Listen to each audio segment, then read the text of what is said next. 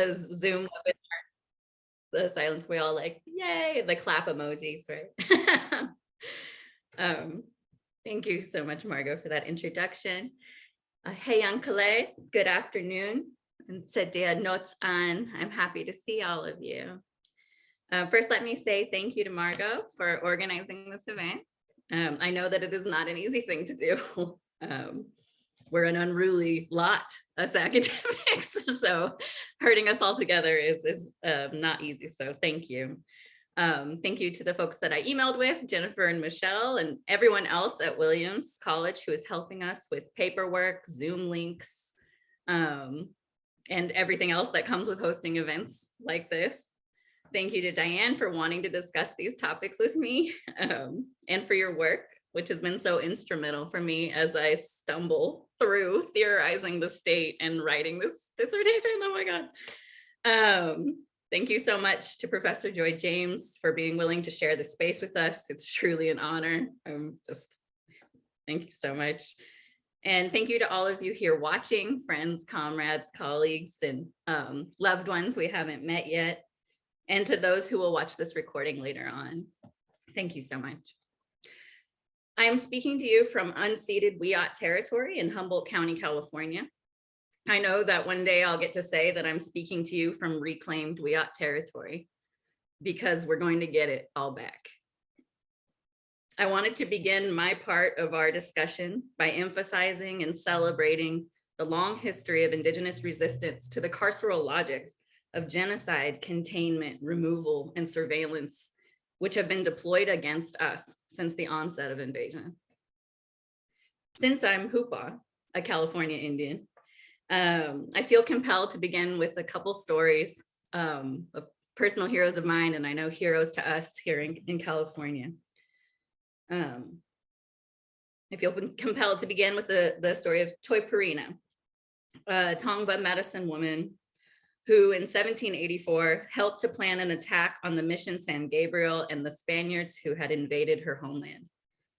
Tongva territory, the Los Angeles Basin, was seized and occupied by the Spanish, who, being experienced colonizers, had developed a system of reducciones, or forced reductions and removals of Tongva people from their land.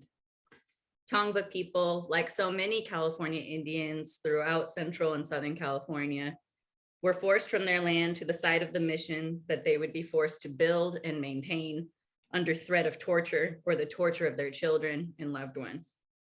The mission was built in 1771. Once there, Tongva people were baptized and held captive and made to labor under a system of enslavement that made life for Spanish conquistadors possible. Tongva prisoners at the mission labored to make bricks, build dwellings, tend livestock, all of which reproduce the Spanish and their capacities to extend their imperialist invasion into Tongva territory. Toiparina no doubt witnessed and endured the horrifying violence of this genocidal invasion that wrought destruction for Tongva people. In the context of Spanish occupation, Toiparina had a vision of reclaiming stolen wealth from the mission and redistributing it to her people. This vision is perhaps what gave her the courage to act. She coordinated an attack on the mission with other Tongva warriors at great personal risk. Sadly, her vision would not come to pass, or at least not yet. The rebellion that she had been instrumental in planning with other Tongva outside of the mission was found out, and she was arrested along with her co-conspirators. Toiparina was tried and banished from her home to another mission far north, where she was a prisoner until she married a Spanish soldier and lived at Mission San Juan Bautista until she died in 1799. I'm going to hold on to that not yet of her prophecy and bring it up again later. Far north and some years later, in Humboldt County during the gold rush, Native peoples in the northern part of California experienced a different but similar apocalyptic era of violence. An 1859 newspaper article out of San Francisco reads, "A party of 4 soldiers recently abused a woman at Hoopa and the woman resisted, stabbing one of the party fatally. An investigation was to take place. They don't use the word woman, but I'm over saying slurs. Reproducing them. I'm done. Like with Native people, about our own people. It's enough. This mention of a Hoopa woman's resistance to US military invasion stood out to me because it challenges patriarchal readings of history that erase Hoopa women's role in defending their own lives and the lives of their people and non-human kin. This woman's act of survival is an example of the resistance of longstanding Indigenous resistance to the carceral state. When I read this excerpt about the woman at Hoopa who fought back against the soldiers, I imagine her fear during this attack and the vindication she might have felt when she killed one of these men who had a hand in destroying the world she knew. Her act of resistance and the story that the settler archive erases, the story of why she's resisting, which is against the United States, right? Against the formation of a carceral settler state. That's why she killed this man. So that act of resistance and her story that the settler archive erases are the lasting legacy of California Indian survival. The Hoopa woman was from the village of Sewalden, where the water goes around the stone, Sewalden. The same village as Sewalden John, a Hoopa leader who never forgave the attack on her and remembered it when other Hoopa leaders wanted to make peace with the invading US.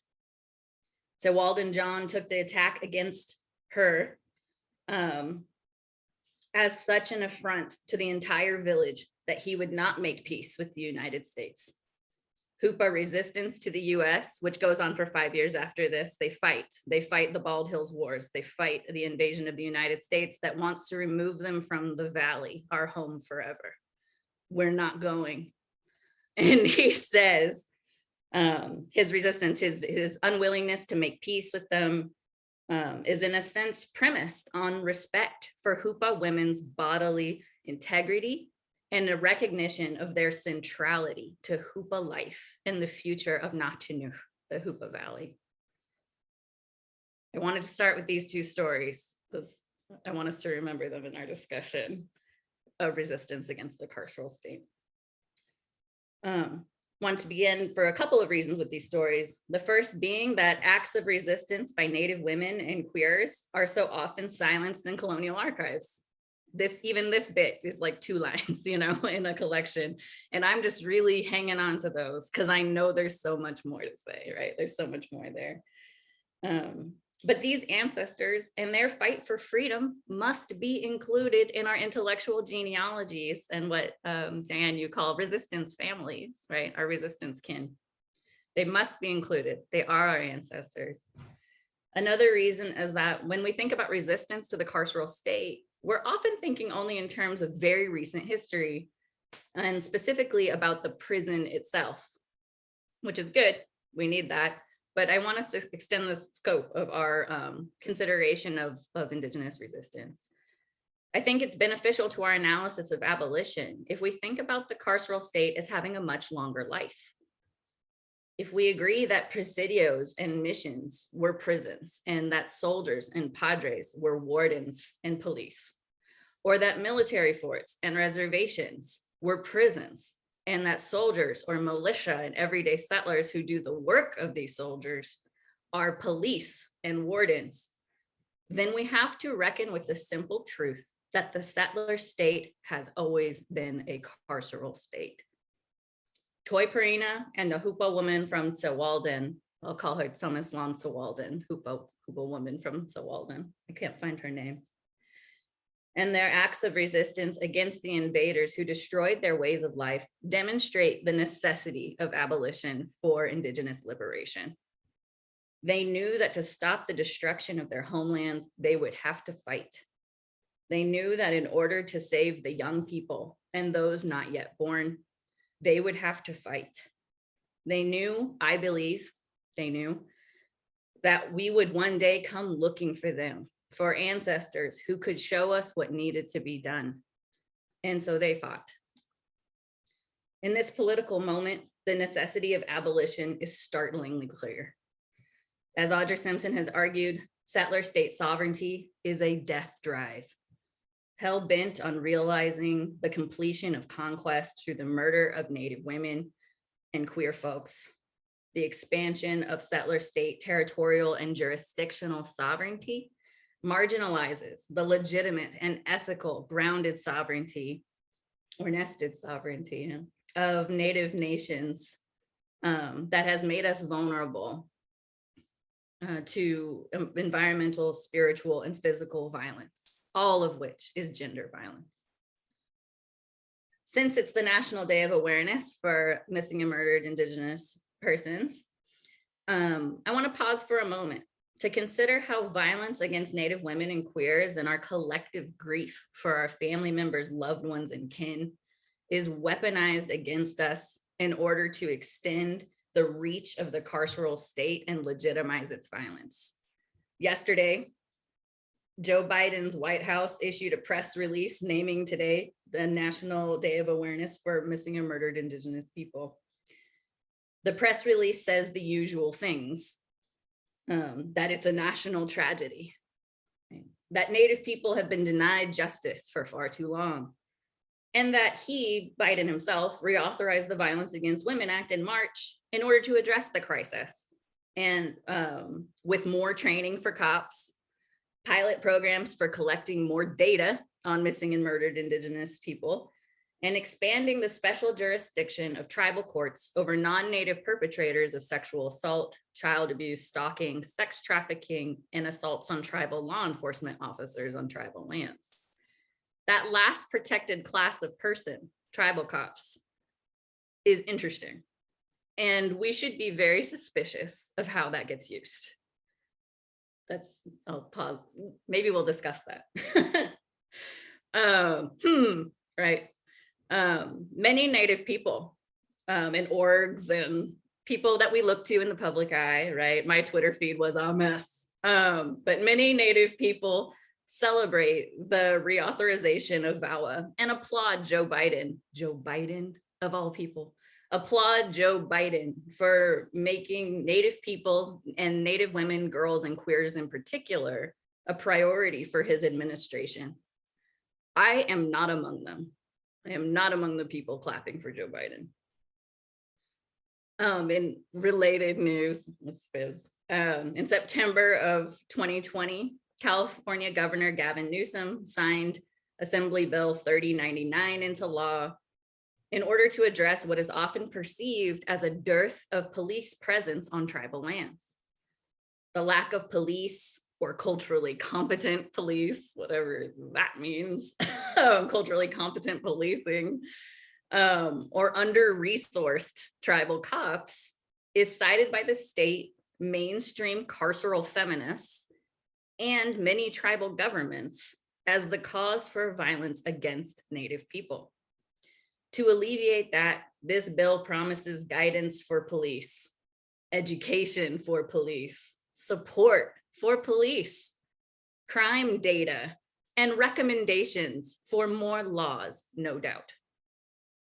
These responses to colonial gender violence against Native people are what many scholars call reformist reforms, top-down approaches to the crisis of violence that expand the power of the carceral state.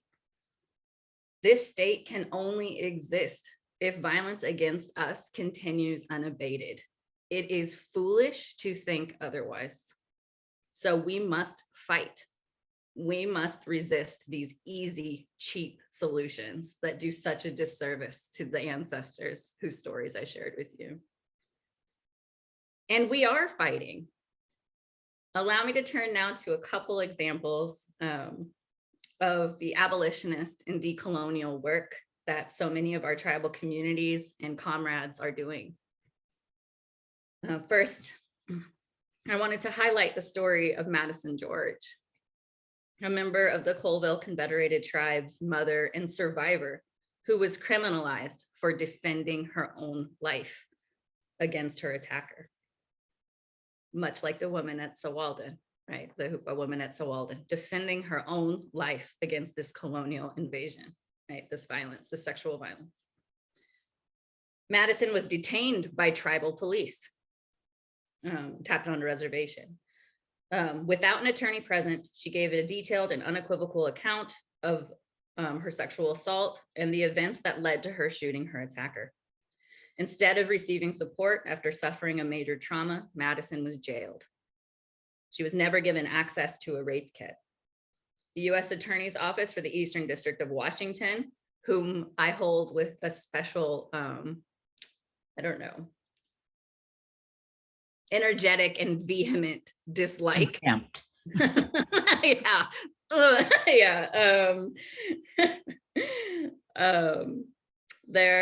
Their Eastern District of Washington and their prosecutors recommended that she serve 17 years incarcerated and a lifetime of state supervision after she took a plea deal.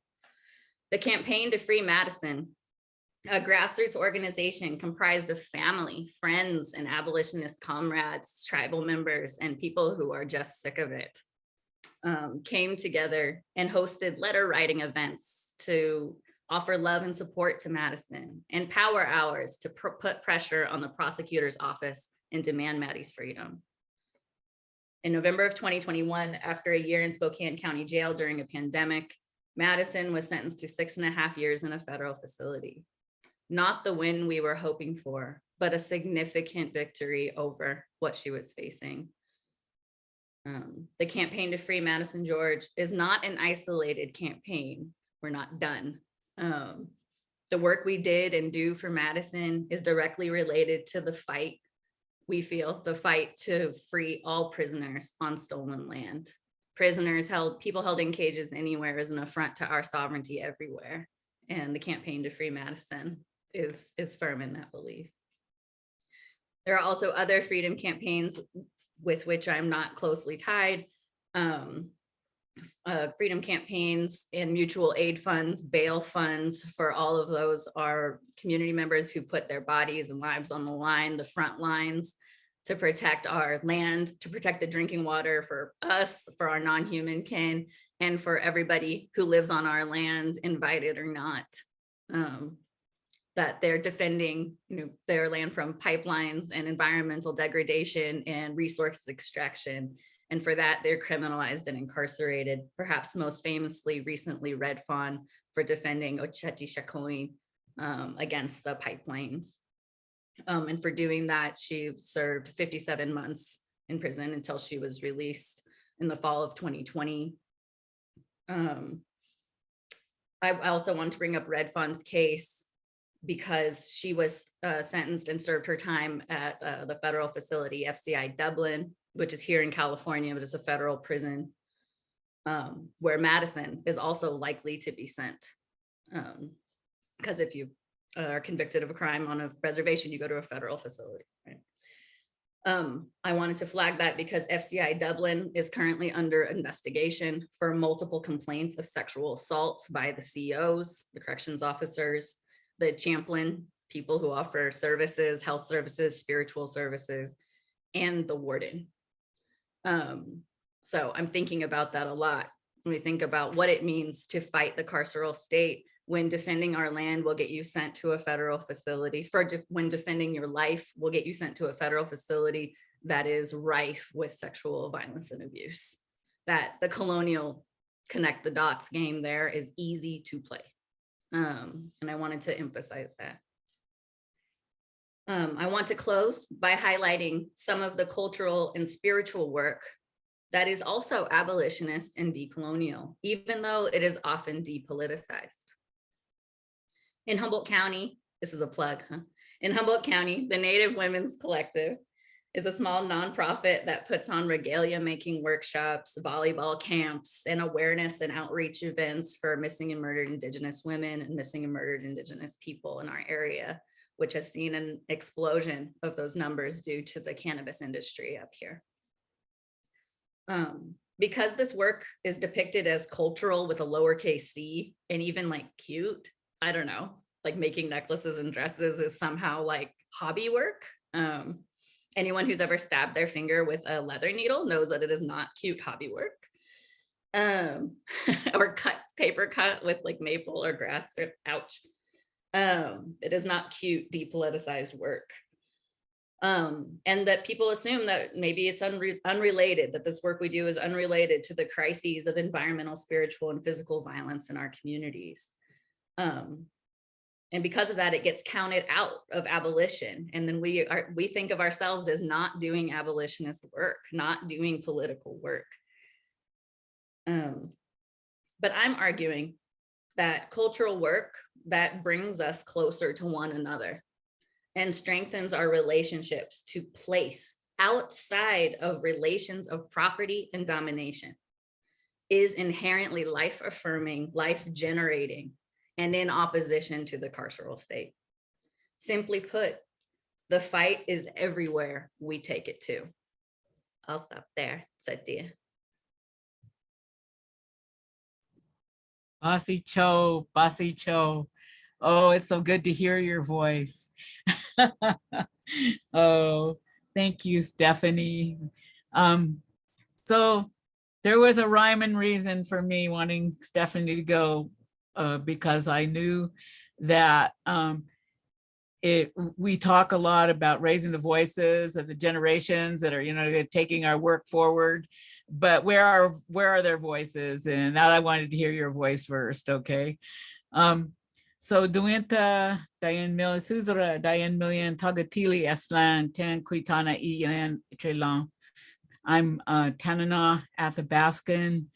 I originally from Fairbanks, but I've been living among, as the uninvited guest, I suppose, but with many relations among the Nooksack, the Luktumish and Swinomish peoples here in Coast Salish country. And my great thanks goes out to all of you in the Mohican territories, that some of you. And I want to thank, I want to thank Margaux, but I also want to thank every single one of the people that, so generously put their labors and their time and their energies into organizing such an absolutely awesome event. And I also follow Stephanie in being profoundly and deeply thankful to being invited into this conversation.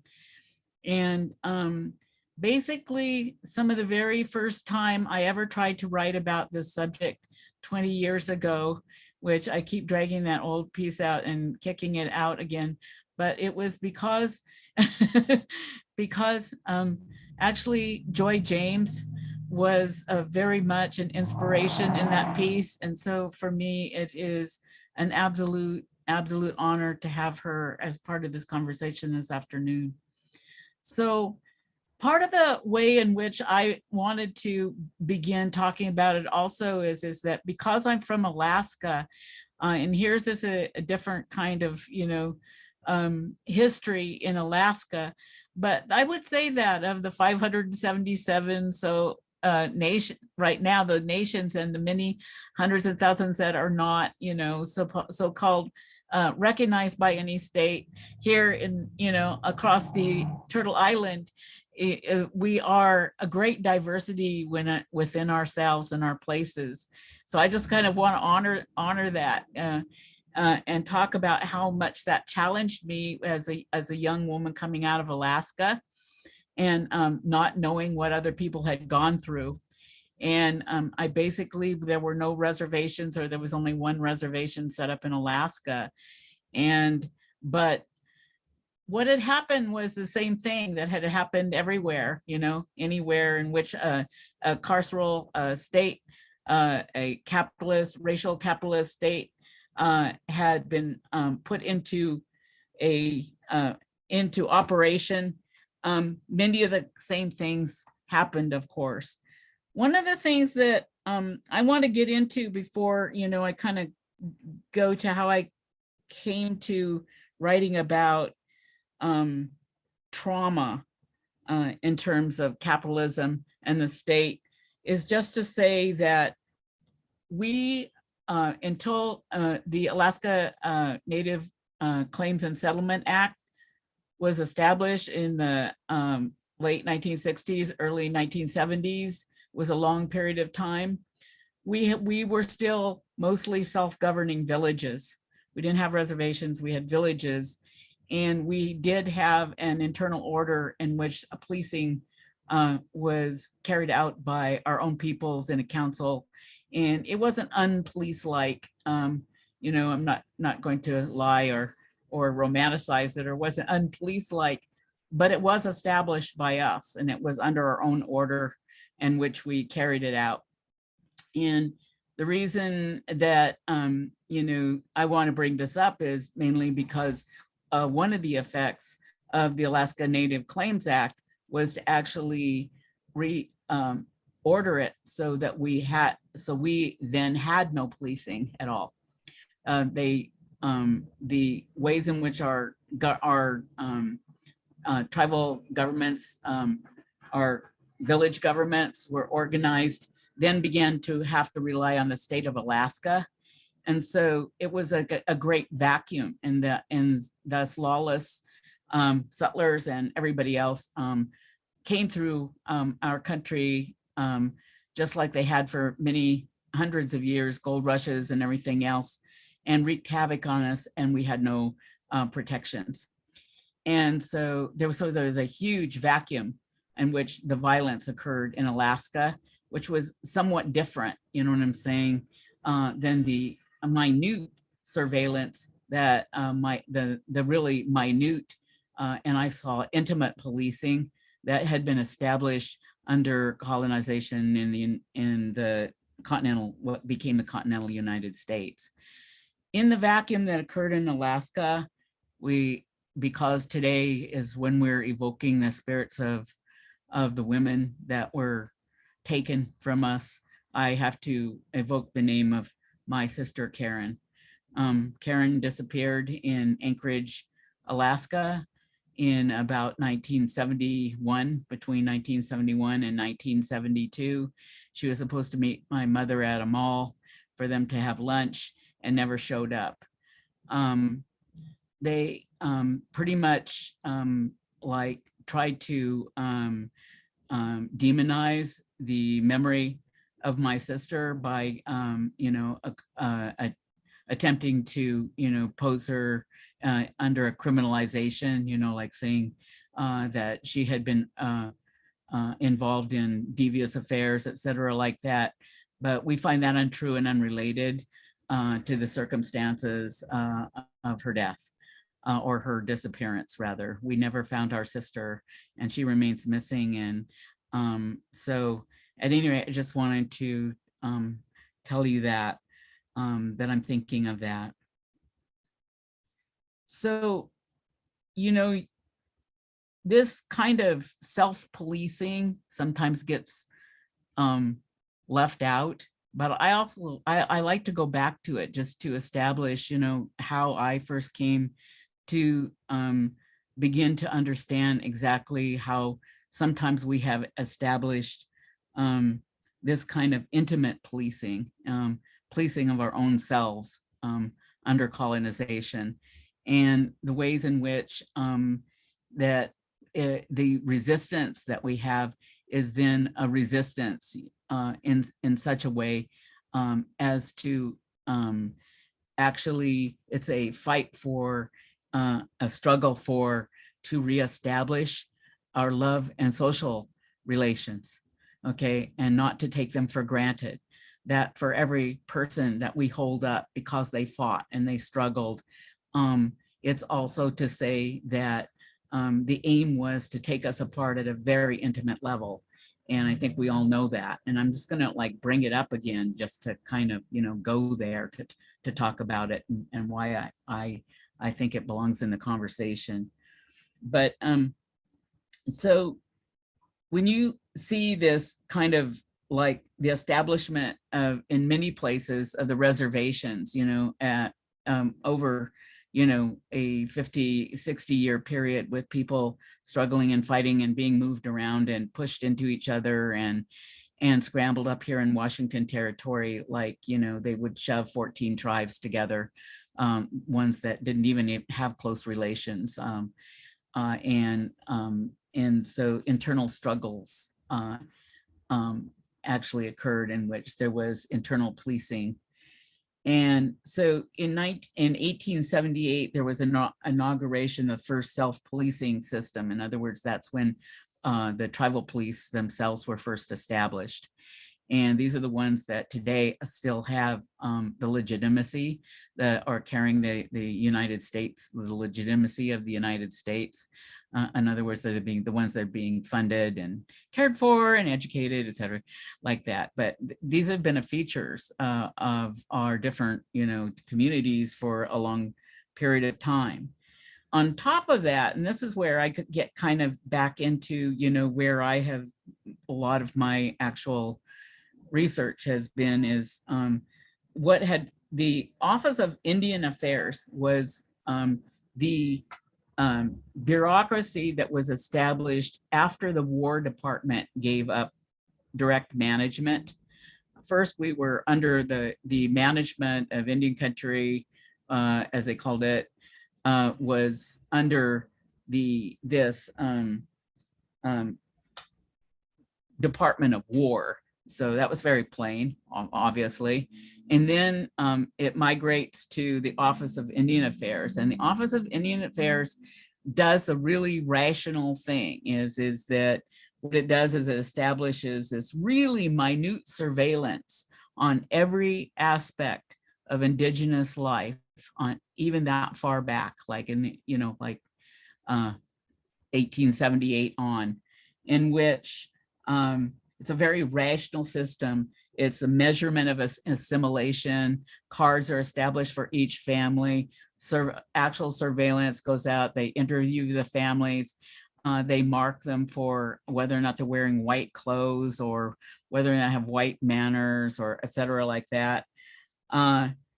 This is the same time, they're establishing the racialization. Instead of being Hoopa, you then become an Indian. And the blood quantums, the so-called rational measurement of our family relations, and ableism, and establish ableism. Okay, they really because they're trying to insert us in capitalism, right? So my interest has always been this kind of intimate policing, this absolute close surveillance of all of our means of reproduction, both social and biological, and the very intense, and I know we're not the only groups of people that, what I'm saying, have actually endured this, of gendering, of the gender roles, of sexuality, of every single way that you can look at the way in which we have been under really absolutely tight control. At the same time that we have resisted this control, I guess it's just to remind very much, what I'm saying, that they were meant to sever our ability to cohere as able, capable families and societies. There isn't any other answer to this. You know what I'm saying? There's no question in my mind that we're, when they say we weren't we weren't supposed to survive, we really weren't supposed to survive either, not just embodied, but, in any form of our social relationships. So I've spent a long time actually looking at how is it that we did, though, continue, what I'm saying, to fight and struggle and cohere, because I thought that some of the lessons from it had to do with other peoples too, that had endured this kind of absolute severing at the most intimate relations. And so I've kind of brought my energies around over the last few years and back to, basically what I had been interested in doing when I first got into this work, which was organizing. So I had been organizing, many years ago, 30 years ago, with United Indian Women, and we were all about being really supportive of making these all of us had these experiences of having been removed into urban areas, cut off from our family, our kin, our places, our, our senses of support, and in some cases, our identities. We didn't really even know who we were. There was lots of people who'd been released from boarding schools, or some people who were not capable of taking care of themselves any longer. How to establish care in this kind of a situation. And I didn't even realize for a really long time what a beautiful job we did, at least in that moment, okay, in that time, without very many. And these are the relations of, like I said, our activist families. Okay, our activist families actually established really cohesive relations, which we took away with us as actually big lessons. And when we went home, or, what I'm saying, we unbanded there and moved on. And so it's to this that I'd kind of like to turn for a second and talk to you a little bit about how I want to actually ask questions about what is our role in establishing any relations of abolition. What does it mean to provide care under the conditions in which the forces that I just named are not, they're not inert, they're still actively trying to break our relationship, because we know that racial capitalism requires us to be atomized in order to become the subject of the nation state. Okay, the subject of capitalism is a consumer, an individual consumer. And so how do we continue, what I'm saying, to establish these relations that we are? And I'm calling this acts of intentional kinship. So I'm beginning to write talking about intentional kinship, okay, meaning, and I say intentional. Intentional means that you want to actually plan to open your relations up in order to learn and also to establish responsibilities, to establish all those kinds of things. And intentional kinning or intentional kinship occurs in places, okay?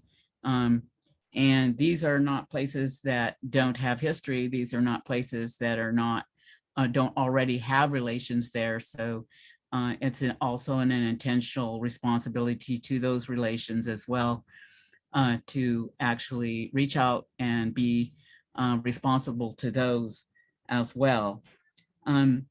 It's an intentional effort to make lateral relations. And this is where I very much was very inspired by Ruth Wilson Gilmore into wanting to get into this conversation around what abolition is and whether or not we had anything to bring to the table to give as food. And I thought we did, of course.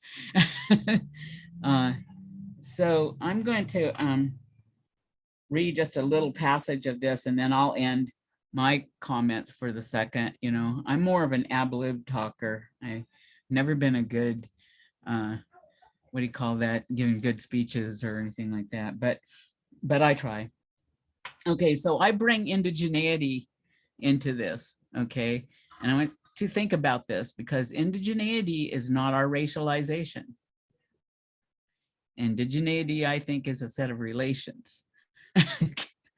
Okay, I suggest that indigeneity is foremost a practice of governance, ontologically and epistemologically lived within places that are not imagined as static. Indigeneity is a global practice in living that liberal humanism, racial capitalism has tried to eradicate from the earth for over 500 years. Indigeneity posits ways of living that create governances that are never the same across places or times. Indigenous practices emerge specifically within a set of relations that are material, spiritual, and dynamic. Indigenous practices form governances, not nation states. Our peoples have variously expressed their ontology, their premise for being as a set of relations where all are sentient and possessing agency. Indigeneity strives to create relations of care and reciprocity, understanding the interdependence of all in a place with a shared goal of thriving in a place without destruction. This is a governance that seeks to continue the conditions for all life. This is the core of what became understood as indigeneity globally, the oft expressed caretaker relations of peoples with land, denying a singular understanding of land as property. Land is not property as a part of a relation, and land is not the entirety of any relations as they are understood in any place. And so I go on and saying that I read an invitation to a conversation on what indigeneity means to the abolitionist call for practices of freedom in places. It is to speak to the sometimes fraught and sometimes generous questions that are opposed between Black and Indigenous feminisms.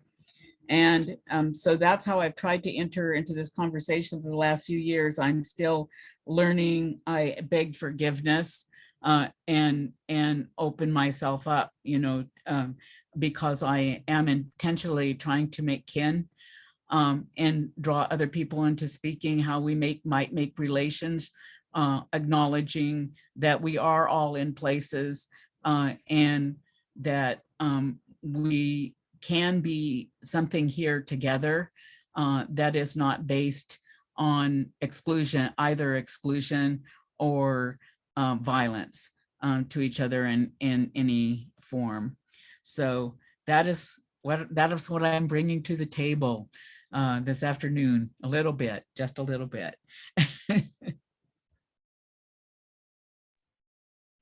So thank you both. It's just very beautiful and brave.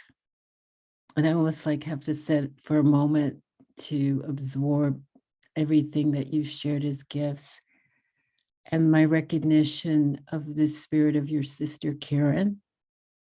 And there's so many sisters and children, right? Brothers, fathers, mothers, aunts, uncles we've lost, but we stay connected. And I appreciate this call for deeper connections in order to ensure the longevity and health of our peoples and all peoples. So thank you for teaching. I have a lot of notes, so I'm just going to say a few things. But again, my appreciation. I think of the questions that you've posed are really powerful and that we're all grappling with them in different ways, because I don't think we're quite comfortable with the answers, particularly the ones who come from sectors we don't fully trust. But sometimes I think we don't fully trust ourselves.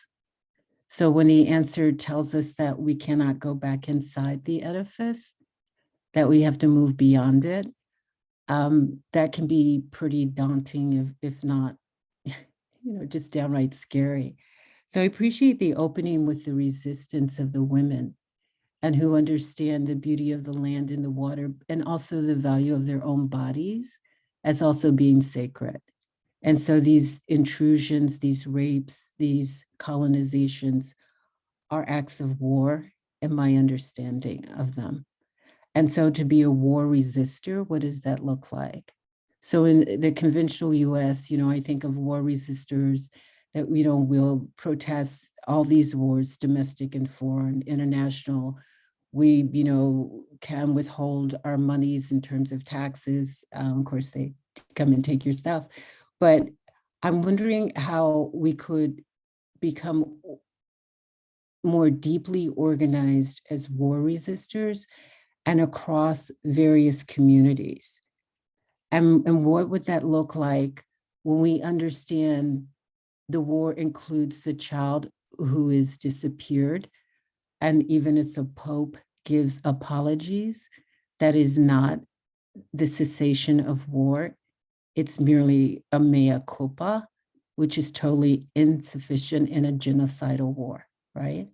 Or if the social workers understand or refuse to understand that Black families are no more pathological than white families, but the child removal from Black families, is disproportionate. Hence in Texas, they talk about disproportionality, but they keep taking children from their families rather than giving the families the support they need, or some of them don't need at all. They're just being punished right in another carceral system to keep kin with us, right? So the history of war is the dismemberment of family. It's a dismemberment of honor. It's the displacement of women, LGBTQ, right? And so then what we do is we stitch ourselves back together, which is what you've done. I come from, people from Texas and Mississippi. So quilting. So you take the remnants, the rags, and then you make art. And then the art can actually keep you warm at night or in the winter. And so the traditions we have are really fierce, and you both embody them.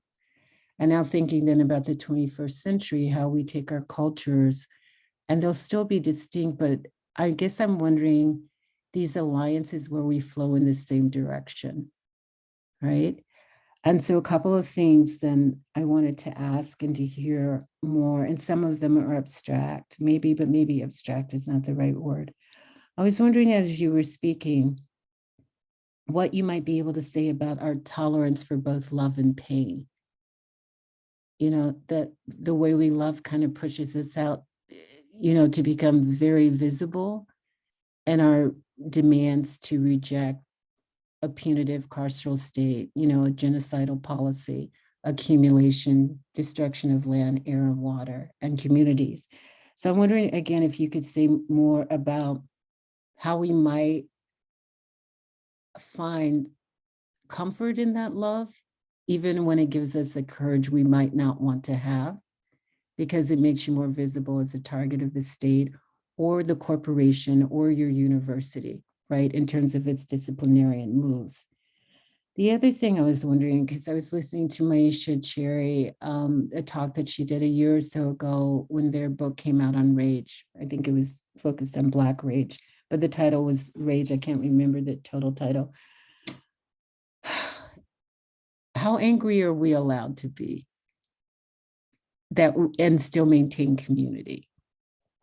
I think, all our emotions are legit, particularly if we've been dealing with genocide for centuries, and they're probably mutated, those emotions. They may not be even clearly evident to ourselves, right? Because, once you go to those schools or you're taken to those schools, you're also taught to engage in self-loathing, to reject your cultures. So I'm wondering how rage could be generative and not destructive. And then the last thing, because I don't want to eat up all the time, because I know there are a lot of people. I was thinking of the women that I organized with years ago in a dojo to give protections around anti-racist marches, or marches for LGBTQ rights, or support for youth who were being corralled, like the Central Park exonerated, right? I'm wondering, what is self-defense in this moment? And so from the women that I've been with, like in seminary or on the streets, obviously I was a lot younger. I don't do the streets anymore. In terms of protests and, encounters with police, they've asserted, we assert that self-defense is not violence. And how could we explain the use of force? And it could be psychological, emotional, and that is not abuse, but the use of force to defend yourself against abuse from the state, from those in your own community who've internalized the violence. And is there anything about security that's also sacred? And that we would come to understand, like, the sacredness of not, just our deities and our spirits, but the sacredness of our own lives that require that even if the force is just what we say verbally or how we write a poem, that the security is not a militaristic move, which the state is magnificently, excels in, those kinds of things, but that the security is the force to preserve our lives, our lineage, our longevity, and our love. Thank you. Absolutely generative. Thank you so much. Steph, you want to comment first? Sure. Yeah. Thank you so much, Joy, for these questions and comments. Yeah, I think we're flowing in the same direction now, right? Thinking about these things because they are the questions at hand. How are we to do all of this? All that is required of us to make life, to make freedom, to have the future we're getting to, and that I know we'll have. How do we get there? These are the questions to consider. So thank you. I'm going to think about just that first kind of opening question or query you have about how to be an effective organizer against war, which I don't often think that way, but the military are cops and cops are militarized. Hoopa people have never understood, or at least historically never understood, the militia or the police or the soldiers to be separate, right? It was always like that they are the same. So to resist the state was to be an effective organizer against war. And Hoopa people were very reluctant to go to war. Life is precious to us, right? We value and love one another, and our own cosmological, beliefs and practices prevent us from being even cruel to our enemies or people we don't like. You would offer your enemy first something to eat because it keeps peace and it keeps life in balance in Hoopa. So when I think about that, I'm going to keep thinking about that question, but how to be an effective organizer against war, to me, is what it has meant to be a Hoopa person since they discovered gold on our river. And so thinking about that now, as I was walking around my neighborhood the other day, a little walk so that we can maintain what little mental health all of us are clinging on to right now. Went around and just saw all these very like pro-military packages around Ukraine, very ones that kind of give permission to the United States war machine really to expand in the guise of kindness and like brotherliness and solidarity and helpfulness, right? That it actually expands and gives more license to this war machine that got started by displacing us. So I guess I'm thinking about what it means to be Hoopa is as an effective organizer against war. And that's an Indigenous epistemology and way of being and understanding justice as to be fundamentally against the state and violent states.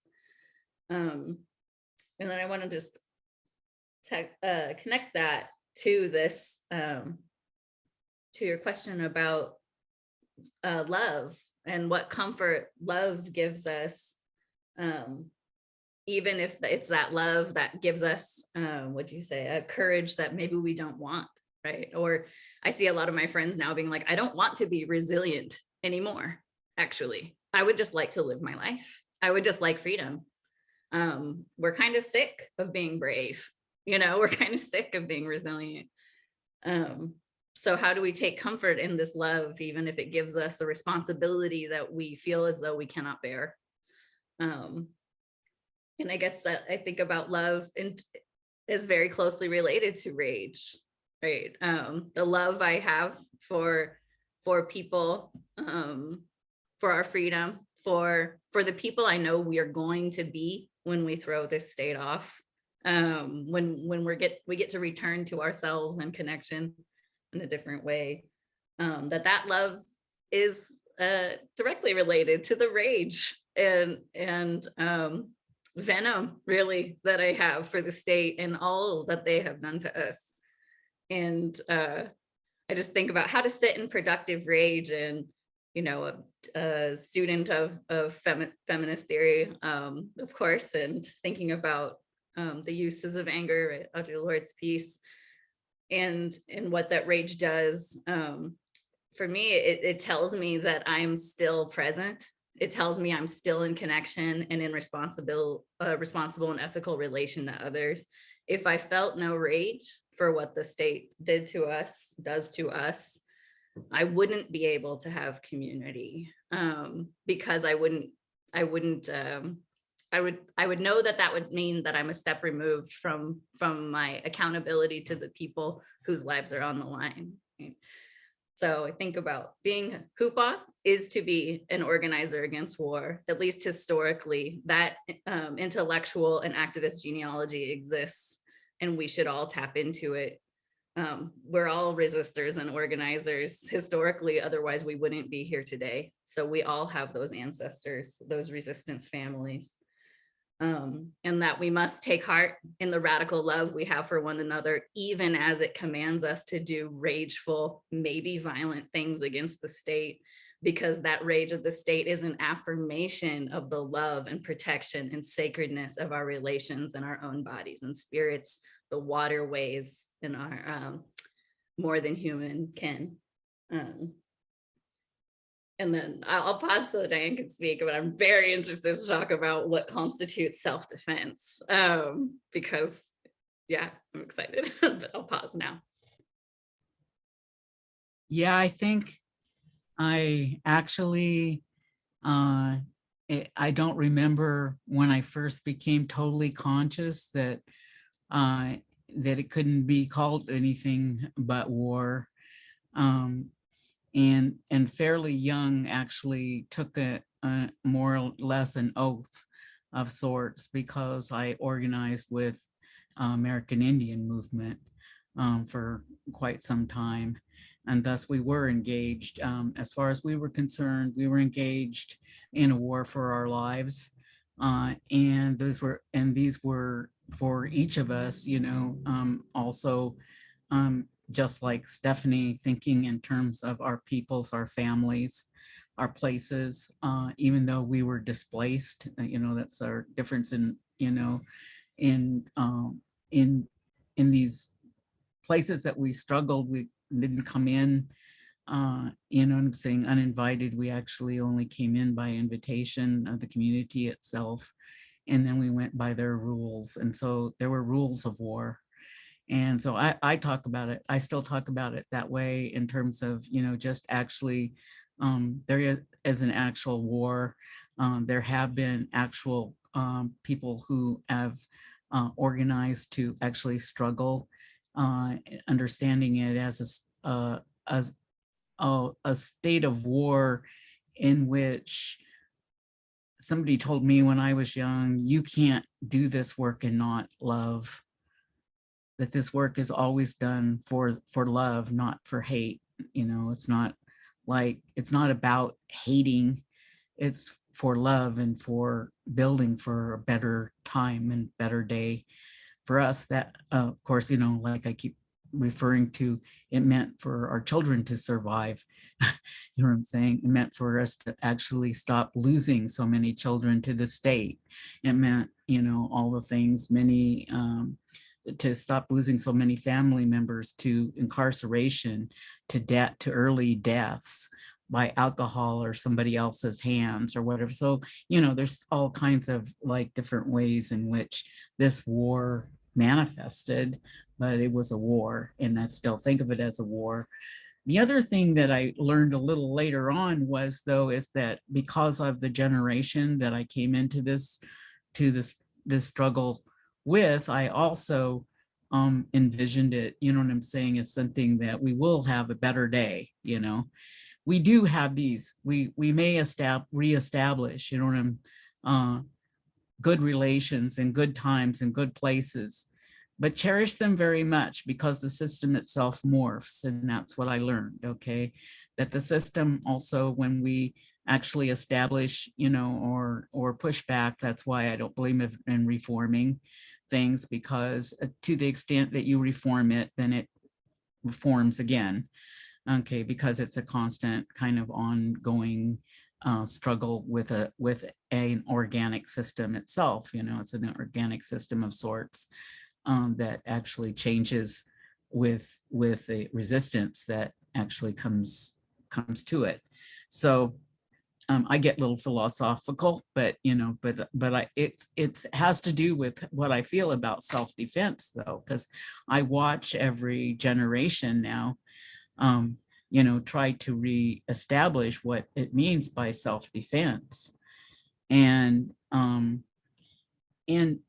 it's beautiful to watch the different strategies, you know what I'm saying, that people bring to this, but again, the answer for me at least, are the ones I'm contemplating right the second, is one is much closer to home, and that is that one of my young relatives went up against, the fascists in Portland as part of, the affiliate groups with Black Lives Matter this past couple years.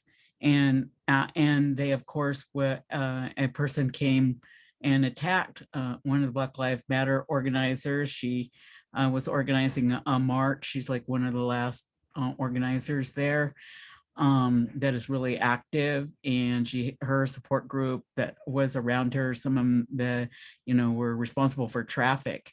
And a fascist person came with a semi-automatic and killed at least 2 of them before our self-defense team could take them out.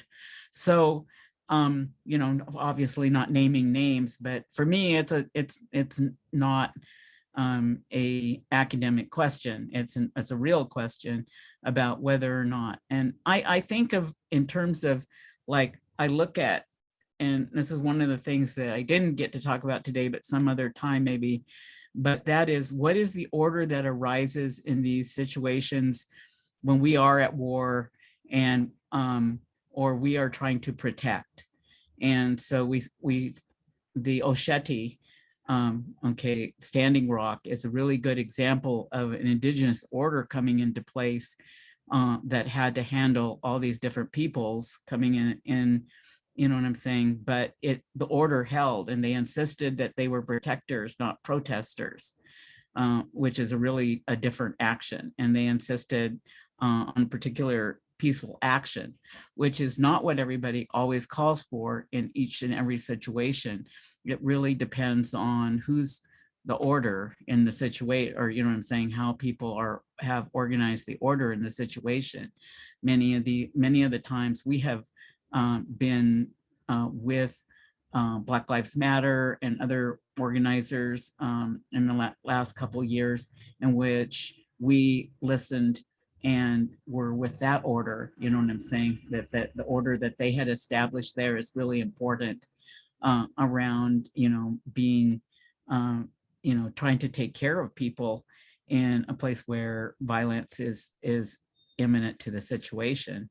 So I mean I'm just being very realistic, you know what I'm saying, to actually things that are happening right now. And I it's just that I never rule out the fact that sometimes we have to physically protect ourselves. And especially at this point in time, I am very convinced at this point in time that fascism is always been a part of this country, but is getting a real supercharged boost right now from a lot of different directions, which will mean that the question of self-defense is a real one, not a hypothetical one whatsoever. But underlying every single bit of it is love. It's love for what is life. Mm-hmm. Thank you both.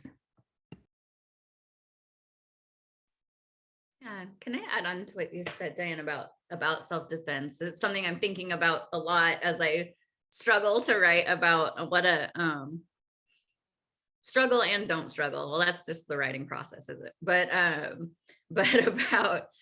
about what a Native feminist praxis of abolition looks like. What is it? And I think I start with the cultural work, like gathering, making relations with land, reintroducing ourselves to one another, sharing knowledge and holding space, the kind of the kind of talk that happens when we all sit around and grind pine nuts for 2 hours, right? That kind of stuff.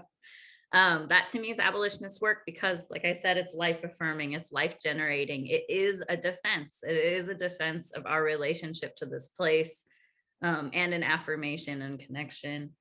But what then when that is interrupted? What then when we know that the park rangers or whatever are issuing tickets around people or counting pine nuts that we gather? Or what then when the people who regularly come to those spaces, those cultural spaces, are being detained, are facing attack in their everyday life, are endangered, imperiled by the presence, still the presence and invasion of the US and our land. So this is still an active invasion, an occupation. So then what constitutes self-defense? I think it's easy to stay, or it's more palatable to a liberal audience, right? A wider audience, that we talk about cultural work as a sort of self-defense. But also that sometimes we need to be armed, that we need to physically fight and be prepared to do so. So I'm going to pair that with saying about cultural work, gathering these sorts of, there's magazine articles that we ourselves circulate and publish, sharing us doing like this very like cheese smile gathering of our stuff. What we don't we used to print t-shirts. That's how we got money to travel around, pay our stuff. Yeah, like we make our own pamphlets, right? Those things. But what we often leave out of those is that we have loaded guns in our cars when we go up the hill. That all of us have knives that are not just for scraping bark, that they're actually in case you face people, the illegal pot grows and others up in our high country, in our gathering space. And so I want to think about that. On the one hand, we have this reaffirmation, this reconnection to the land, to each other. It's like a nice way to spend a day. We have lunch, we gather, and there's a loaded gun in the car, because we might actually have to defend violently our right to be in that place, or or defend our own, bodily integrity, or defend one another from being run off the road, being cornered, going missing, right? So I don't think of those things as separate, I guess. The kind of everyday work that's unremarkable, or maybe doesn't sound political, but that work, that gathering pine nuts, the sitting around, that kind of stitch and bitch reconnection atmosphere of the kitchen table, that is protected by our willingness and preparedness to go back to war. So I think That's maybe absolutely eloquent. That's it. That's it, and that's it in a pine nut.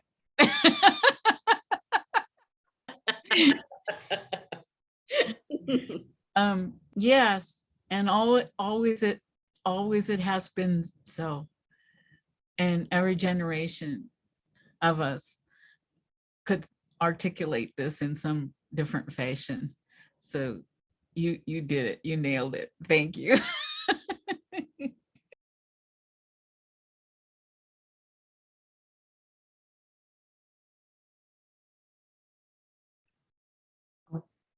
Thank you all for these incredibly generative and, wonderful kind of contributions to think and feel and be in conversation with. And with that, perhaps we can open up to the audience in conversation. And yeah, Stephanie, that last thought, the kind of simultaneity of arming yourself at the same time as performing these acts of care, and the kind of necessity of that. Yeah. So I'll open it up to people, and if people want to come in live to ask a question, you can raise your hand and do that. Or if you just want to ask a question on the Q&A feature, go for that.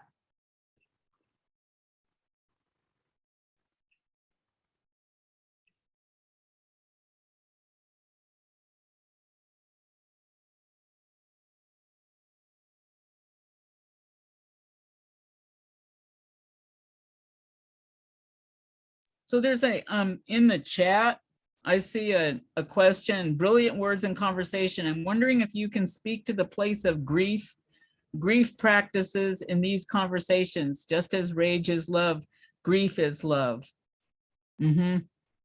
That's a great question. I would talk about that just a little bit in that, you know, I just heard someone about not a week ago speak from a specific practice that was going on in Toronto. And I think that person's going to bring their own words out at some point. So I'm not going to try to, you know, go too deeply into it, other than I was just blown away by the actual practice there of understanding totally that grief is normal. And we have a lot to grieve. And it's not just the specific grief of a lost one, a lost relation in a particular place and time, but again, that it is a normal, you know, to bring it back into the range of our ability to feel that which is happening to us, or has happened to us, or that we're enduring, or that we've experienced.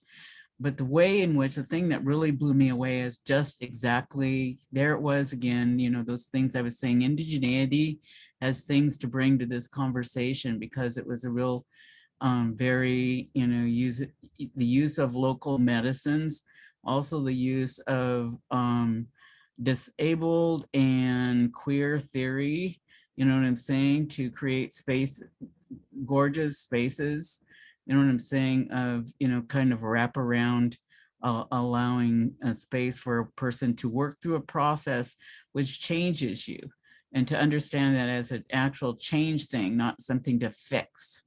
You know, that was my whole point about, you know, therapeutic nations, you know, we don't need fixed.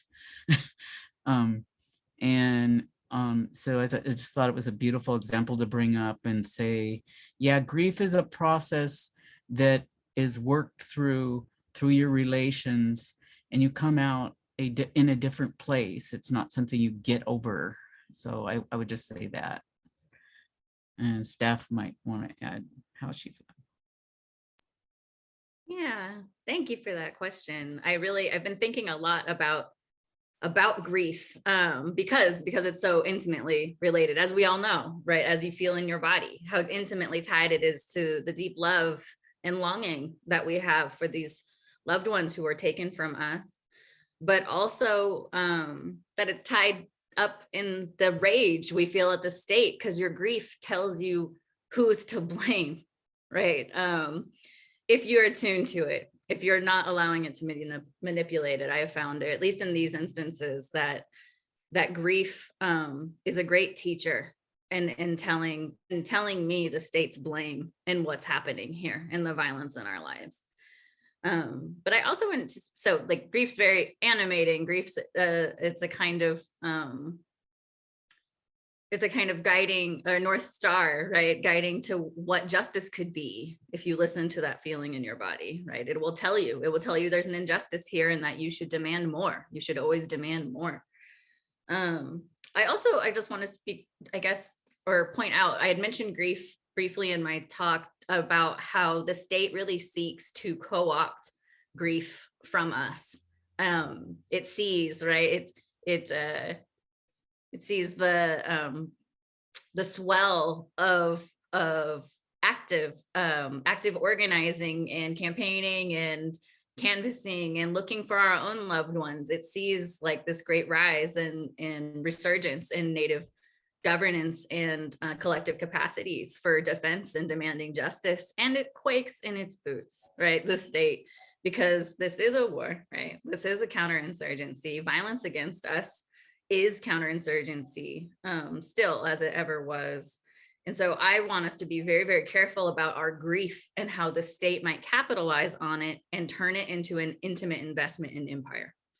So I am grieved, right? Like I'm bereft. I'm someone with a lot of loss, like all of us are. and like all of us survivors are, right? And the state, I think, sees that and dangles a carrot, right? And is like, would you like love, belonging, safety, security, a happy future for your tribe, right?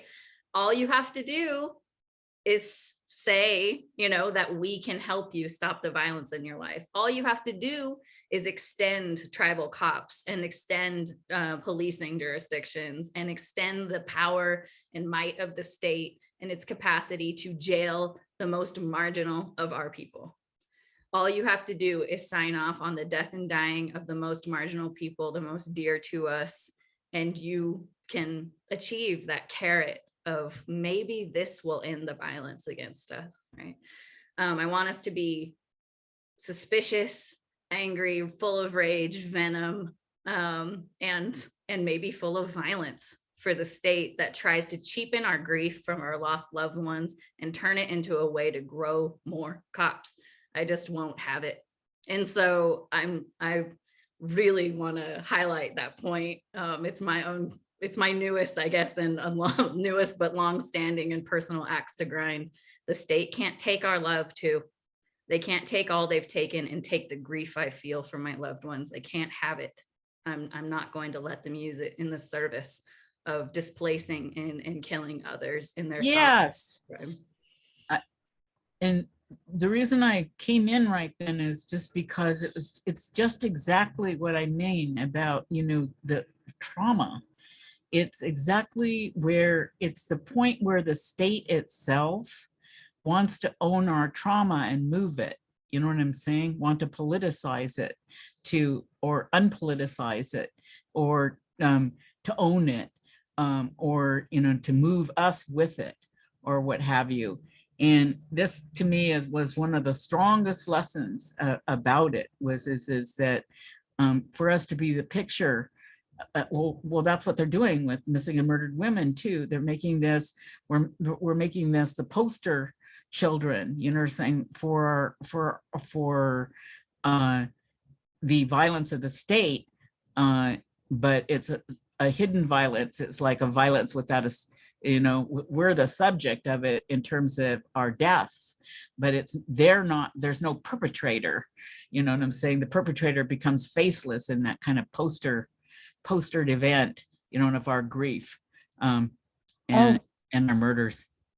Yeah, I was here. I mean, this is so powerfully insightful, right? In terms of what it sells back to us.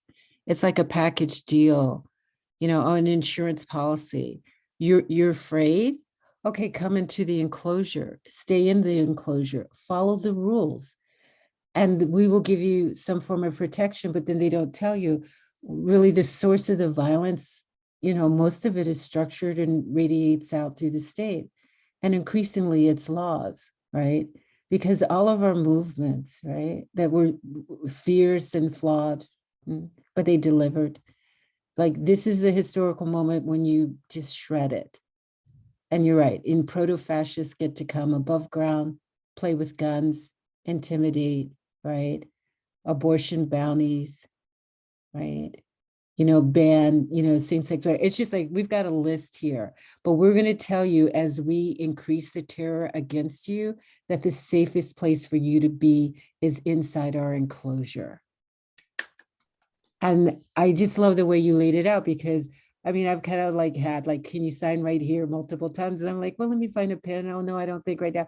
But it's like, you just trashed it. You burnt the contract. Like, in your words, right? There's no way, once we can communicate clearly, like the way you're doing, that we so care for ourselves and our future and our progeny and our ancestors and everybody who sacrificed, right? There's no way you can sign the contract. And I think that's why they have to get us to forget. Because if we remember, we'll never sign.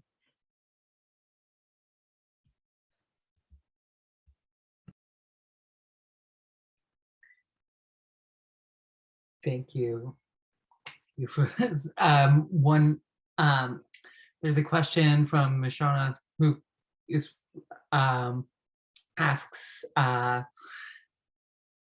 how do you think the increase in resource extraction and environmental justice increased carceral practices or even gender reproduction rights that go against Indigenous traditions of reproductive rights.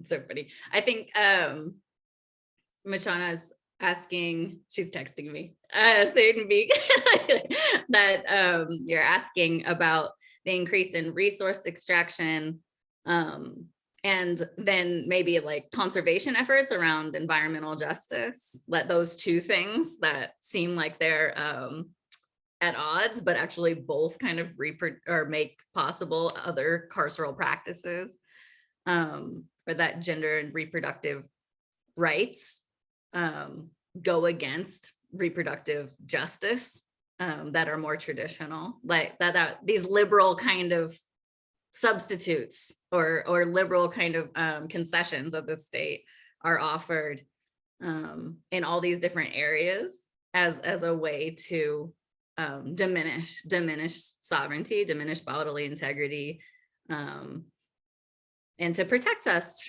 from the most violent machinations of the carceral settler state. But yeah, Mashana, I think that question, I mean, the how is the question. So I would say, yes, that's true. And then the how, resource extraction, and then environmental justice kind of moves that are more about conservation and reestablishing settler orders of property and like the wilderness property binary. I'll just speak on in Humboldt County, thinking about the huge increase in cannabis industry since the decriminalization or legalization of marijuana in the state, which in abolitionist circles is positive, right? Decriminalize everything under the sun, you know, recreational, like drug use, or like the problem with drug use isn't that it's criminalized, right?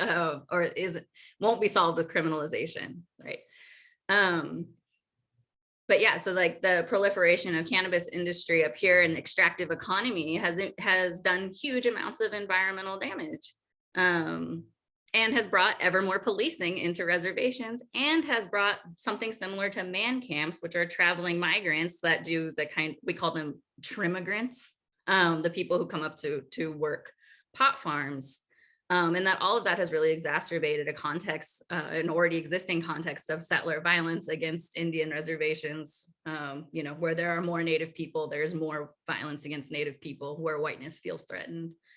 Then on the flip side of that coin is the conservation movements that really seek to remove Native people from our lands. That my friend Katja's obsessed with land trusts right now, non-native land trusts, because they think of themselves as doing this really incredible freedom decolonial work because they're protecting land from this sort of extractive economy, except that they're keeping it in white hands. They're actually reaffirming white property ownership, and they don't really get it why Indians are mad that they too are stealing land.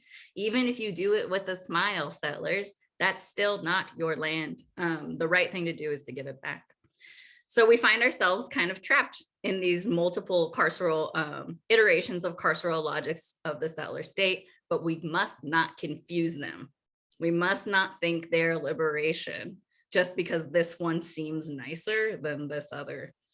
They actually work together. The cannabis industry and white property conservation kind of ethos and ethics, or anti-ethics, those two things work together to create a carceral experience of living on occupied land. And that's what we have. So we have all of these different ways. And then thinking about even things like reproductive rights, you know, access, we should all be thinking about that very carefully right now, because as Joe Biden is demonstrating in real time, right? It doesn't actually care about the bodily integrity and autonomy of anyone, much less Native women. But that things that are offered in terms of like individual rights, that gets held up as like radical freedom, you know, the decolonial future perhaps. And I think we should really push back against that and be like, you know, those individual rights, they aren't going to do a hell of a whole lot if we don't have water for the salmon to run. That's a very different discussion of reproduction and reproductive rights. And one that really refutes the same carceral logics that silo these things from each other. The way we live on our land is not separate from the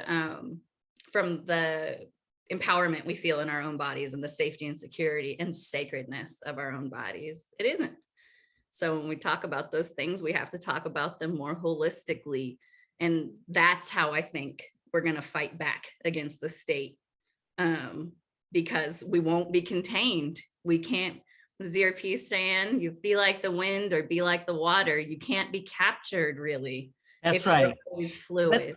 That's exactly what the thing is that there aren't, in our own experiences, there is no dividing line between any of these things. They are emergent together, and they have been, you know what I'm saying, from the get-go. I mean, when you brought up the fish and the waters and the, you know, and the people's ability to live in place, I'm not gonna I don't want to reiterate what you just got through saying, because it was just exactly, you know, that was like, thanks, Ms. Shawana, you got that out of her. But up here, I'm thinking right now, you know, in terms just of livability, because the extraction, of course, has gone on to the extent where we're experiencing 100, 105-degree weathers. We're experiencing fires nobody has ever seen before. We're living in smoke.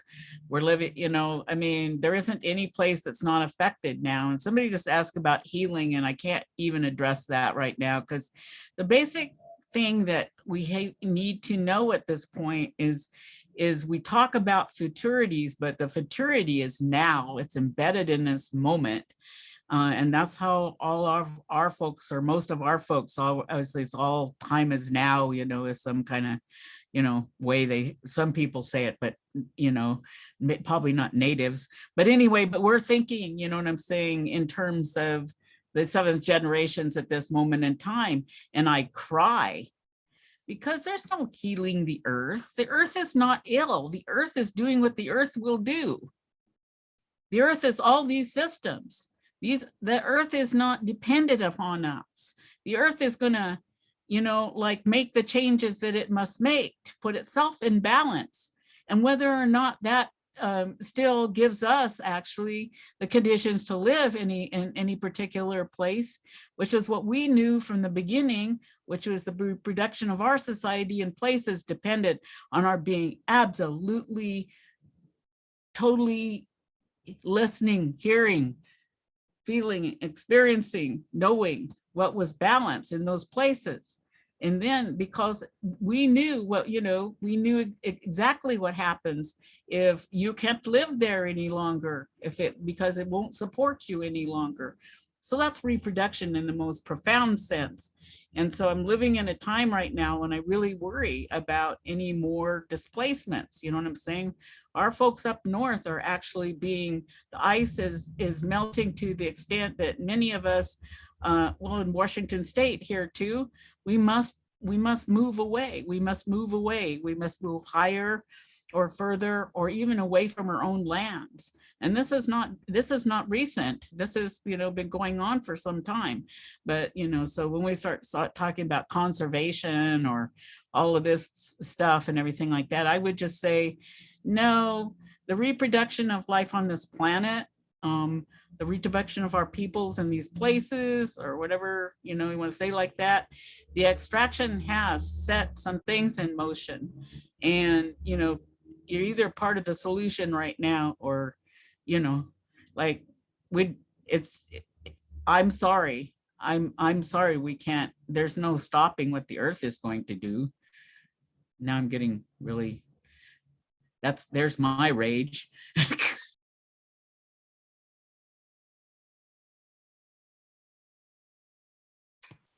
Yeah, absolutely. And there's a question from Athena around how can there be more coalition and alliance building in awareness of the intertwined intersections between abolition and decolonization, and the ways that, you know, she's pointing to the ways sometimes they're thought separately, or yeah.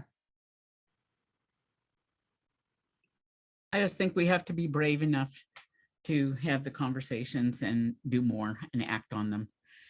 You know what I mean? It can't just be talk. It has to be actual responsibilities, you know what I'm saying, of undertaking the conversation and braving the out, you know what I'm saying, of hearing things maybe you don't want to hear, or, you know, of you know, actually, you know, contemplating what is being asked and how to go forward, because I think that it's the most important time on earth.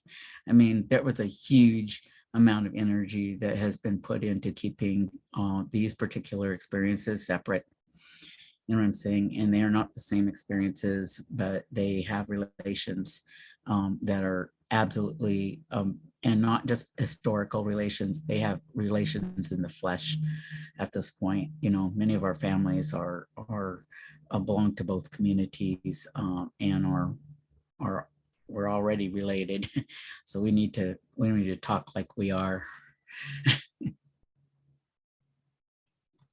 Yeah. Thank you for that question, Athena. I'm thinking about coalition and alliance building and awareness that intertwined and intersecting, you know, all these connections. Yeah, like Diane said, I think a lot of that is being aware that doing organizing work, right, is not the same as activist work.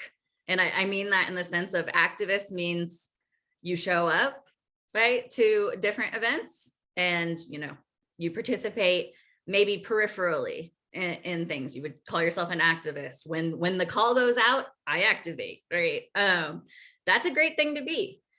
That's a little bit different than being an organizer. And I'm thinking right now of the work of Miriam Kaba in her book, you know, We Do This Till We Free Us. And in there, in one of the chapters, she says something to that effect, which is, you know, to organize is a constant practice, and it doesn't come with a paycheck.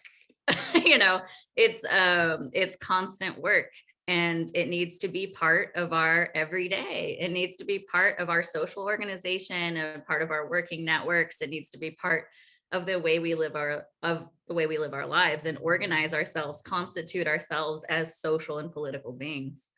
And that means a lot of, I'm being silly, I guess, but it means a lot of emails. It means a lot of figuring out how you're going to make those connections with others. And it means always holding space to bring more people in. So a simple example I'll give to you is from the California Coalition for Women Prisoners and the campaign to free Madison George, you know, survived and punished, all these different intersecting, interlocking, and commingling co-conspirators against the state and state violence.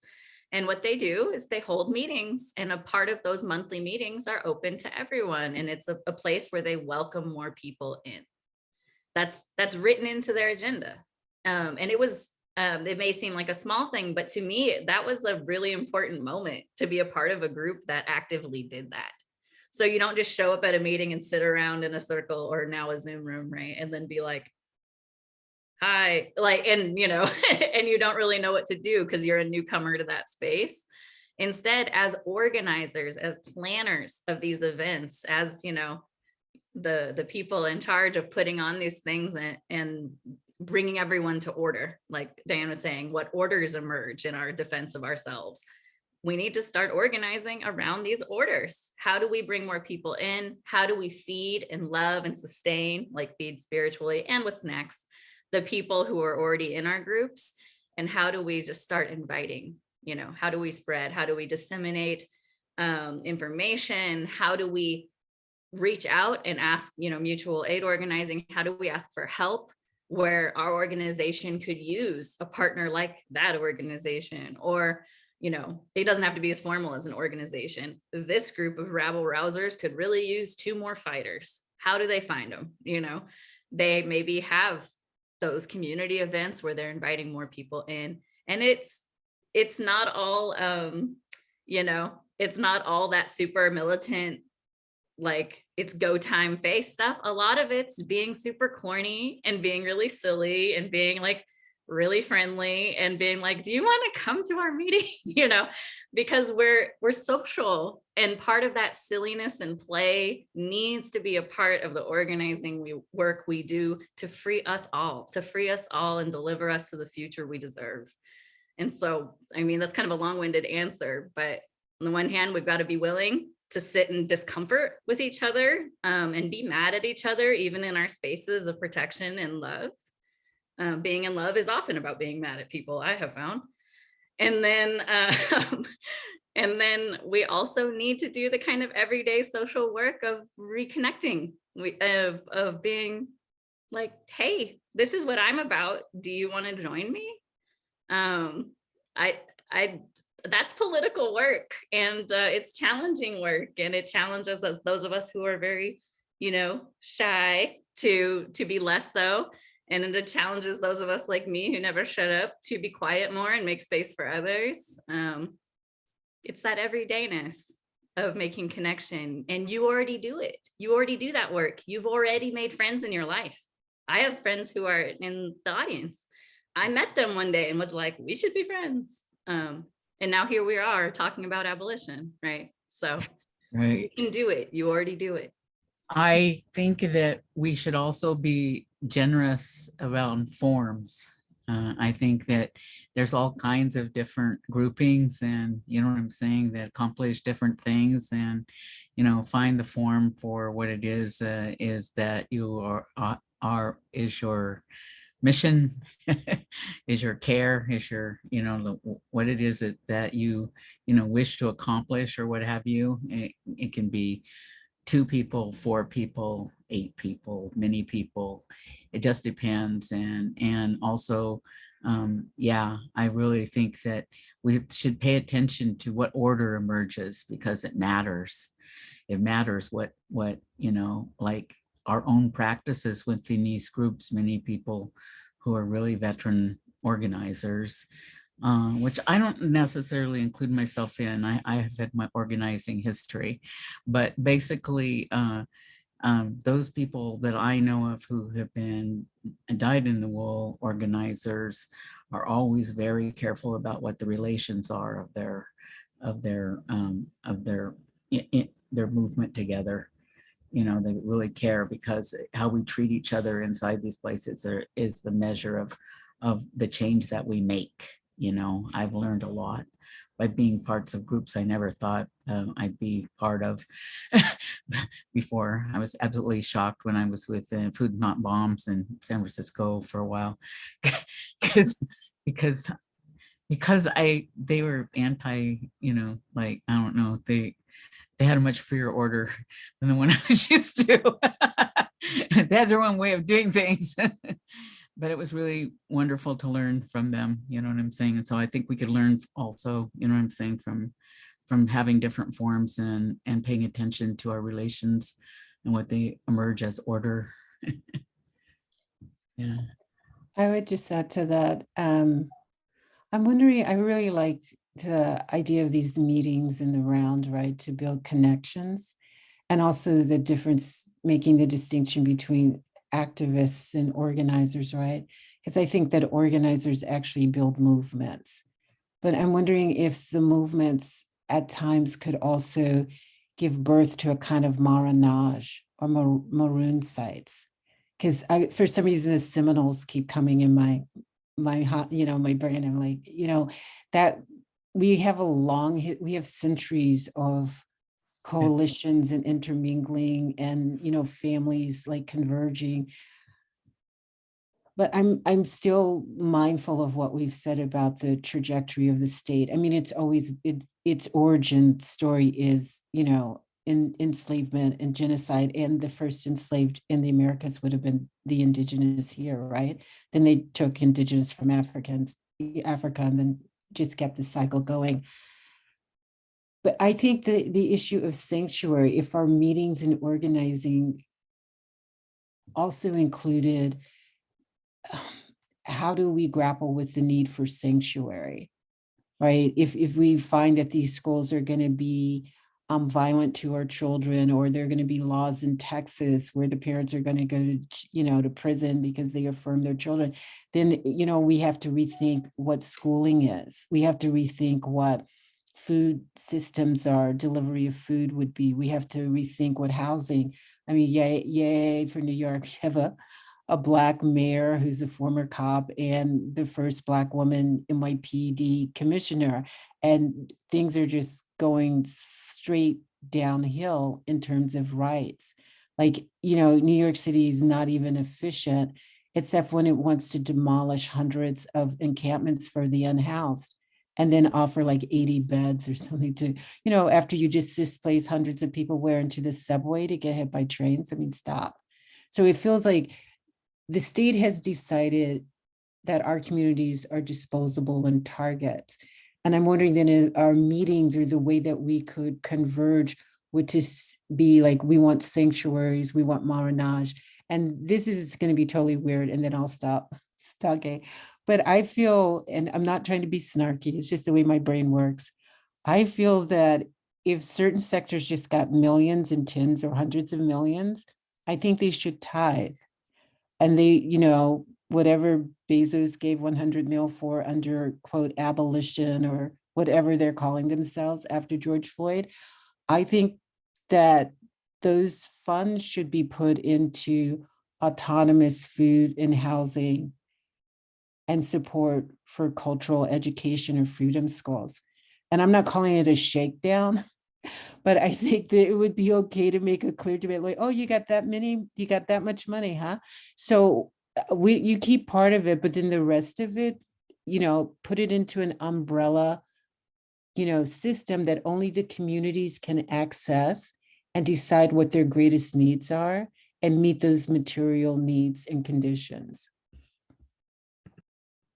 Yeah, I think we're talking about scales for me. One of the things that I've wondered about or have been experiencing is how do we sustain? And, and I back away from trying to build. What happens is, of course, we know that sometimes what we create in terms of care spaces end up getting co-opted and by the, what I'm saying, the way in which they, of course, this is old news to most of the people that are on this conversation, but are co-opted by their attempts to fund them, so that they endure. And I worry about this because I think that's why I said I think they should take different forms. I think you're right. I think that there is an absolute necessity, because we have created these spaces before where we fed people and clothed them and housed them. Okay, and this could be done again. But the idea of, it's the endurance part for me, you know what I'm saying? It's kind of like, I think a lot of times in Indian country, what I've seen is be really successful is we take over a space and we do what we're going to do quickly and with a lot of order. You know what I'm saying? We had our order emerges, whatever one we've decided on obeying in that space. And we get business done as much as we can, but we know we can't sustain it. And then we let go of it, we burn the teepees basically and move on. But so that's what I've experienced most of my life, is our ability, you know what I'm saying, to organize moments with profound movement and learn from them, and learn a lot from having established them, about establishing the order and helping people in that moment. So what I'm hearing you say, Joy, though, is that that we should establish places of refuge, of this kind of care that we're talking about, and find funding for them that is not dependent, you know what I'm saying, on compromising them, and have it be more than, having it be an open space in which we're in, you know what I'm saying, just in community in terms of who can be there. It's not a specific, like it's for the need and for those peoples that need it in that community that would identify that need. So, you know, I would be for something like that if I was not afraid, you know what I'm saying, of the what it takes to make anything like that endure very long. Because that's what we were trying to do in Portland. You know, and you, yes, and I totally agree with you. I'm just speaking though to like what's in my mind, because even when you were talking, I was thinking of the sanctuary movement when the Reagan administration, you know, unleashed those death squads in El Salvador and Guatemala, right after they trained them at Fort Benning, Georgia. School of the Americas, also known as School of the Assassins, and how there was a movement that kind of got people out and housed them. And again, you know, maybe I overthink the whole war metaphor, but I don't think it's a metaphor. And maybe this isn't what we individually, collectively do here, but I would think in terms of the coalitions, there, you know, it's like the Underground Railroad. I just feel like sanctuary. And maybe that if it's not something everybody can do, and maybe it will have an order that is not fully healthy. But it seems to me there's so, as we all know, there's so much desperation out there. And the autonomous zones, the anarchists call them, like Lorenzo Camboa Irving. We had a conversation last week. Former Black Panther did Time Inside. He, as a Black anarchist, he talks about autonomous zones. I kind of think of maroonage or marronage, just being maroons. And it seems like they coexist with the quote civil society and the state, but they still have a role to play. I'm in total agreement. That's what I meant. I think we need to have all kinds of different scales and levels of things established, of, you know, like from the great meat to, you know what I'm saying, sanctuary. And boy, I'd like to be part of a coalition that established that for a while. Jeez. I know some people I might talk to. Just add, I was thinking while you both were speaking about about sanctuary, about getting our people where they can be safe, about providing you know, we protect us because the state certainly won't, and to step into that role.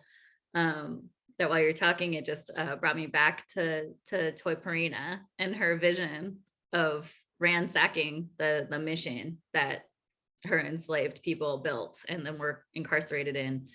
And that leading that attack after her vision was very much about striking down their captors and taking back all the wealth they stole and then redistributing it amongst the survivors. And that's what I hear in this call for organized sanctuary, coalition for keeping our people safe and housed in the face of what we see what the cops do. That footage from New York of all the sweeps they were doing of homeless encampments, right? That's what the cops do, in case anyone forgot. Right? So what can we do, right? I think we can invoke Toi Parina's vision of organizing those of us who can organize, right, against our captors, so that we can take back what is stolen from us and redistribute it amongst ourselves, our comrades, our kin, our loved ones, and the ones who aren't born yet. And that day is coming. Big and small, that day's coming. Huge, romantic, organized, maybe small, everyday, criminal, violent, maybe. We're taking the fight, you know, wherever we go, in big and small. So I just wanted to say that. Thank you. Bossy Cho. Thank you. And that seems perhaps the perfect note to end on. But as long as, you know, I would love to continue this conversation, but don't want to assume any more time. So yeah. But if anybody had any other closing thoughts, it'd be wonderful. But thank you. Hi, Meredith. Well, thank you so much to Dian Million, Stephanie Lumsden, and Joy James for being here with us and for sharing, you know, their both the analytic and practical what, you know, practices of abolition mean in the present. And thank you so much for all of you for being here with us. Thank you very much too. Thank you very, very much, Margaux. Thank you, Stephanie. Thank you, Joy. Thank you, Tomoki. Thank you, all of you. Thank you all. Stay well. You as well. Take care. See you in these streets. See you up there. And